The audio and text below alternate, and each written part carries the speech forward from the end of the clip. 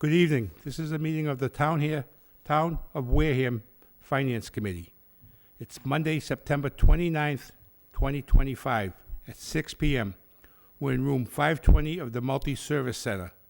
If you go to the agenda, there is a connection for it to join remotely. I'm going to call the meeting to order at 6:01 and do a roll call. To my far left, Jerry. Jerry Stefanski here. Heidi. Heidi Churchill here. Alan. Alan Slavin here. Jody Smith, chair here, and we have Brianna King online. Here. Can you hear me? Can hear you. Yep, thank you. Thank you. Could we all rise and do the Pledge of Allegiance? I pledge allegiance to the flag of the United States of America, to the republic for which it stands, one nation, under God, indivisible, with liberty and justice for all. Okay. Well, I don't see the person we're waiting for to do the articles at the beginning, so we'll jump down to some of the other business. We're waiting for the town administrator. And everybody received a copy of the minutes for September 15th, 2025. Motion to approve. Second. Second. All in favor? Aye. Aye. Aye. You have to have Brianna on. Oh, I'm sorry, we got Brianna online. We got to do a roll call. Jerry? Yes. Heidi? Yes. Alan? Yes, Brianna? Yes. And Jody? Yes. thank you. Sorry about that, Brianna.